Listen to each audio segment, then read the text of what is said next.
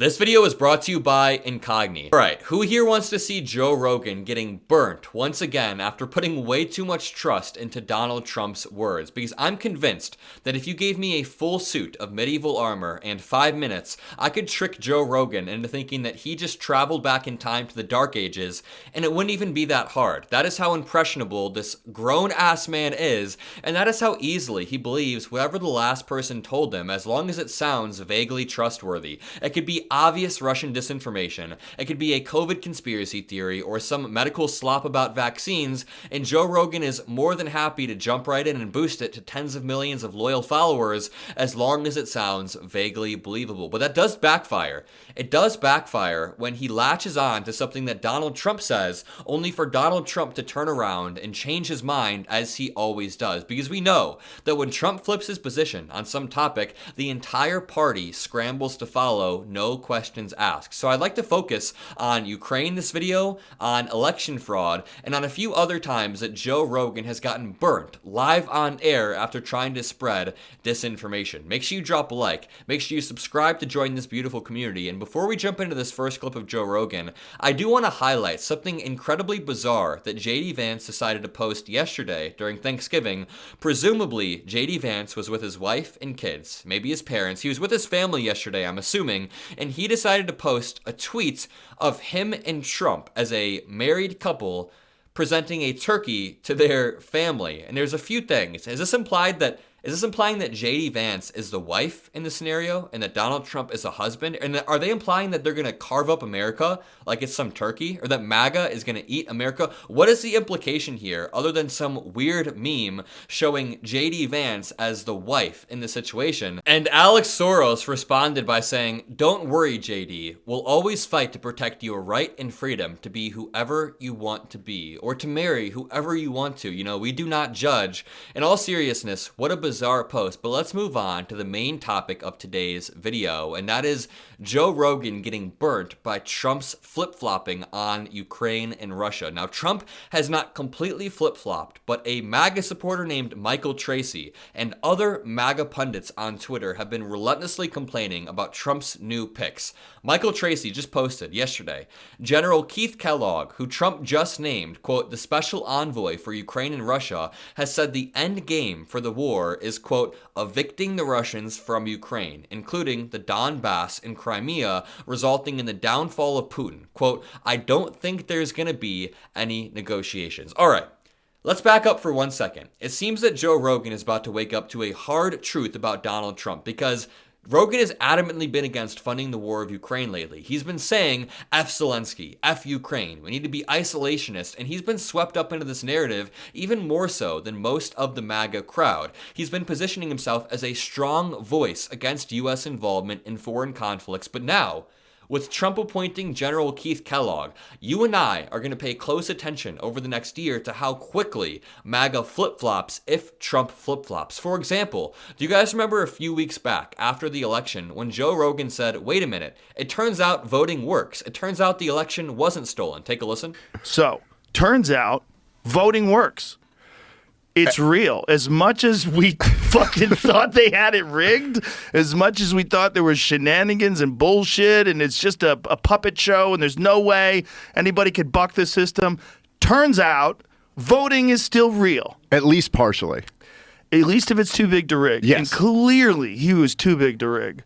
Yeah. Okay, this is so incredibly frustrating. So, Joe Rogan was lied to by Donald Trump to his face. Donald Trump came into his studio in Texas and spread lies about election fraud relentlessly. Joe Rogan refused to push back, but then after Trump wins a free and fair election, he changes his mind and says, well, I guess elections do work. I guess voting is free and fair, without realizing that he was used as a puppet this entire time. It is absolutely disgusting, and to go back to the topic at hand, Joe Rogan has positioned himself as an anti-Ukraine, pro-America isolationist for months, even though that's very misleading. He's blasted U.S. financial support for Ukraine as unnecessary and dangerous, saying it's going to start World War III. You know, let's watch this clip of Joe Rogan saying just today that Zelensky wanted to come on his show, but he refused. I hope it's true. I hope it's will true. come They're on trying here. to come up with some sort of a. Putin will. Mark my Zelensky words. tried to come on. Whoa! Yeah, they tried to get Zelensky on. I was like, "What are you talking about?" Do you, when you get an offer for somebody, they must come at your bookers or whatever. Do you like stop and like, hold on, let me think about this, whether I want to be part of the story or 100%. not, whether it'll be interesting or not? Well, I wanted to stay out of the presidential election shit. This is so disgusting. He wanted to stay out, but he ended up interviewing just one candidate. And then when Zelensky wanted to be interviewed, he said no, he's not going to interview Zelensky. He's only going to talk shit about him relentlessly on his show. Joe Rogan said this about Zelensky a few days back. I don't know shit about politics. I'm not Zelensky gonna says pretend Putin to. is terrified. Fuck you, man. Fuck you people. You fucking people are about to start World War III. Yeah, it's crazy. Russia fired a missile today. I feel Yeah, like they fired an intercontinental ballistic missile for the first time ever. It's the first time one of those has ever been used. Okay, so he's spreading disinformation. I already made a whole video about this, but the broader point here is Joe Rogan is going to quickly realize what we've realized for a long time. Trump's positions aren't rooted in any sort of principle, they're rooted in self-interest. Rogan may have actually believed that Trump was anti-war, anti-globalist, that he doesn't want to help Ukraine whatsoever, but now, Michael Tracy, another MAGA supporter, says this: General Keith Kellogg, Trump's new envoy for Ukraine and Russia, distinguishes his position from Biden's by complaining that Biden hasn't sent enough arms to put Ukraine in a, quote, position of strength. Kellogg, quote, you have to give more arms to them because you can't trust the Russians. So there's a few things happening right here, and we all have to take a nuanced position.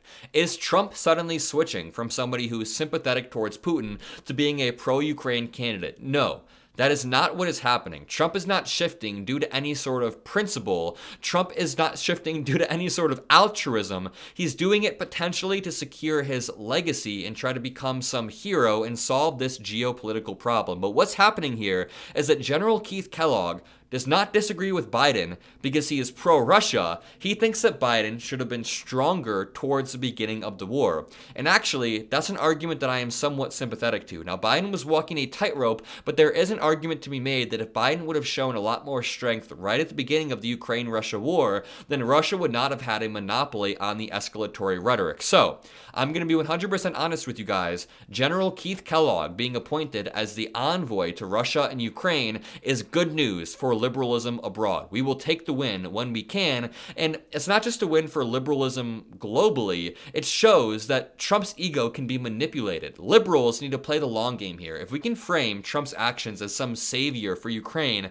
which I know it's painful. I know it's painful, but just think about the Ukrainian people. If we can say, dude, you'd be a pro-America, America first hero if you stay on this path, and if you and General Keith Kellogg can secure this victory, I think Trump may actually fall for that. It's a strange dynamic, but when you're dealing with somebody as ego-driven as Trump, the narrative matters more than the policy itself, as long as we can get the policy enacted. So going back to this, Joe Rogan not only just hitched his wagon to being super anti-Ukraine, but Joe Rogan is now seen as one of the leading anti-Ukraine figures online. There's a clip of him the other day saying F you to Zelensky. I just played the clip. That got 50 million views easily across Twitter, Instagram, and TikTok. That clip went viral. Joe Rogan hitched his wagon to a situation that he does not understand, and Trump may have just burnt him. Again, Trump isn't all of a sudden super pro-Ukraine. Trump is trying to secure his legacy, and that leads to General Keith Kellogg being asked, can the Biden administration negotiate with Russia? And Kellogg essentially says, no, you cannot negotiate with Russia. You can only give Ukraine more equipment. That's a great stance. That is a good stance. He said, has the United States given Ukraine the support of F-16s? No. Did we provide long-range fires early for the Ukrainians to shoot at Russians? No. Did we provide permission for them to shoot deep into Russia? No. Did the United States provide them the armored capabilities they needed? We only gave 31 tanks. 31 tanks is not even a battalion in the United States. So they talk about this, but it didn't really happen. And you know, I shouldn't have to say that I am a massive, massive fan of President Biden, and I always will be, before I say that I think it's okay to critique some of Biden's policy when it comes to the border or Ukraine.